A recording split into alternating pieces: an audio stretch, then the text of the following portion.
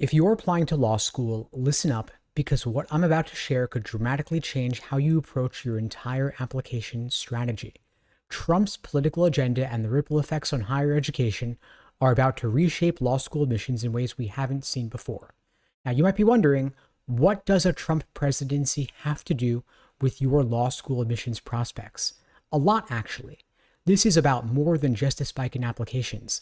This is about a fundamental shift in how law schools evaluate you, how accreditation might be challenged, how affirmative action policies have been curtailed, and how all of that changes what you need to do now. If you're aiming for the top law schools, or even just hoping to maximize your scholarship potential, understanding the new landscape is crucial.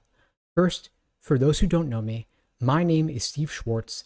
I've been teaching the LSAT since 2005, and I personally increased my own LSAT score from a 152 to a 175. Now, let's start with the big picture. Historically, we've seen law school applications tend to surge in politically turbulent times. Major Supreme Court decisions, hot button issues like affirmative action, immigration, abortion rights, all of these have been motivating a new wave of people to consider a law degree. And we've seen this before. When Trump won in 2016, law school applications surged by about 8%. In 2020, fueled by both political unrest and the global pandemic, they surged by 13%. Fast forward to today, December 2024, and the data shows applications are up a staggering 35% compared to the same time last cycle. That's going to drop down a bit as the cycle goes on, but it's still a huge change. Why is this happening? For many aspiring lawyers, law school is not just a path to a stable career, it's also a way to shape public policy, defend marginalized communities, or push back against perceived injustices in the system. When a polarizing figure like Trump returns to the White House, it reignites debates about immigration law, reproductive rights, and higher education itself. Students who feel strongly about these issues see law school as a platform to make their voices heard, whether that means protecting civil liberties, challenging unfair policies, or championing free speech principles on campus. On the flip side, Trump's base and like-minded conservatives also view law as a powerful tool to roll back liberal policies and enforce new conservative legal doctrines. Both sides are motivated, and both sides are applying to law school in droves. What does that mean for you? More competition. Not only are there more applicants, but the quality of those applicants is also on the rise. Remember, there's been a huge shift in how students prepare for the LSAT, and the LSAT's offered more frequently, 8 times a year now, giving applicants more opportunities to retake and boost their scores.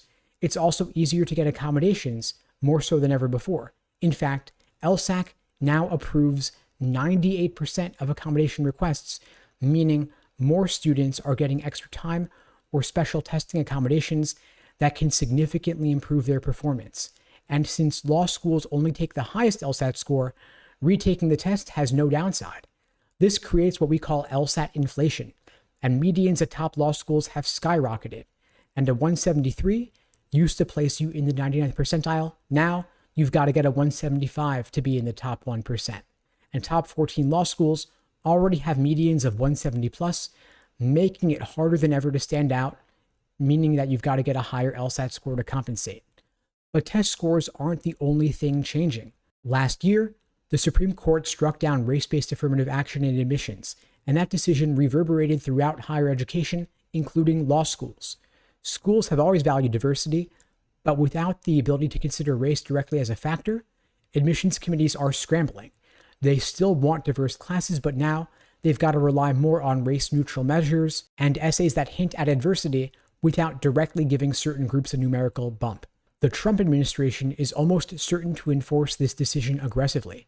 His appointed judges and potential influence on future Supreme Court cases could limit how creatively schools try to achieve diversity, and law schools may have to focus more on clear, quantifiable factors like LSAT scores even more, because any policy that looks like a workaround might draw federal scrutiny or even lawsuits. So think about what all of this means for your application.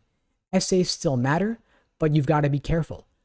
Highly politicized essays risk alienating certain admissions readers who may not share your views. That doesn't mean you shouldn't stand for something, because law schools do respect authenticity, but being strategic in how you convey your message is key. Another looming factor here is the accreditation landscape. Right now, the ABA is the recognized accreditor for law schools, playing a huge role in determining which schools are legit in the eyes of employers in the federal government. But Trump has discussed reorganizing or even dismantling the Department of Education. If they weaken its role, that could potentially open doors for alternative accreditation paths or challenge the ABA's influence. That might mean new types of law schools arise, maybe with different philosophies and different criteria.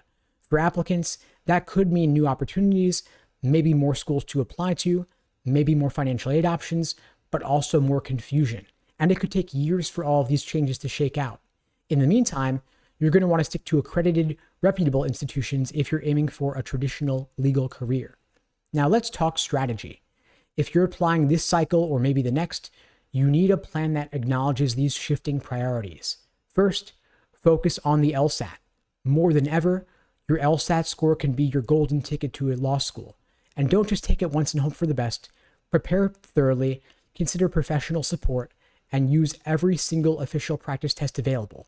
If your initial score isn't at or above your target, plan to retake. And because so many students are retaking to improve their scores, not doing so puts you at a major disadvantage. Remember, higher LSAT scores increase your chances both of getting in and of getting significant scholarship money, giving you more leverage and less debt down the line. And if you'd like my help getting that LSAT score up, ideally to 170 plus, because there's no reason to shoot for anything less, my team and I would be glad to help you out. At LSAT Unplugged, we offer live online classes via Zoom, on-demand video courses, small group coaching, and one-on-one coaching. You can check out the links below to find out more and to book a call with me and my team. We'd be glad to help you out. Also, research law schools thoroughly. Don't just look at the top 14. The legal landscape might shift in ways that elevate regional schools, specialized programs, and schools that can adapt quickly to political changes. Schools known for strong clinical programs, public interest law, or con law may become more selective. If your goal is to influence immigration policy, find schools with top-notch immigration clinics or alumni networks in that field. And if you're passionate about free speech and constitutional issues, a school renowned for its First Amendment scholars could be your best match. Tailor your choices not just around prestige, but around alignment with your professional goals and values. Also, consider the timing of your application. A lot of people think you should apply as early as possible, but that's only the case if your LSAT score is the strongest possible one. If you need more time to boost up your LSAT score, even just a point or two could make a world of difference in getting more law school scholarship money and getting into better law schools. When numbers matter more than ever, it's well worth delaying your application a bit for a better LSAT score than applying earlier with a weaker LSAT score. And of course, stay informed. Policy proposals affecting higher education could change quickly under a second Trump administration. And follow higher education news, because if new policies emerge, like a change in how the Department of Education recognizes accreditors or a crackdown on certain admissions policies, you're going to want to know right away so that you can adjust your strategy. And remember that while these changes make the process more complex, they also create new opportunities. A more competitive environment forces you to bring your A game, and the shifting policies might lead you to discover schools and career paths you hadn't previously considered. Adaptability is one of the most valued traits you should have in your legal career. Think of this admission cycle as your first test of adaptability. If you can navigate the landscape strategically and thoughtfully, you're already on your way to becoming the kind of lawyer who thrives under uncertainty. And if you're feeling overwhelmed, know that you're not alone. Many other applicants are in the exact same boat. That's why at LSAT Unplugged, we offer a whole range of resources, from live online classes to on-demand video courses and private one-on-one coaching, to help you get that LSAT score as high as possible. Our ultimate goal for you is to approach the process with confidence, clarity, and a roadmap for success. So if you'd like my help, you could check out the links below to find out more and to book a call with me and my team. Remember, the stakes are high, but so are the potential rewards. A top-tier law degree sets you up for a meaningful, impactful legal career, especially in these turbulent times. This is your time to show what you've got, not just to get into a top law school, but to stand out as a leader in the legal arena. Anyway, folks, that's all for now. I hope you found the video helpful, and in the meantime, I'll wish you all the best and take care.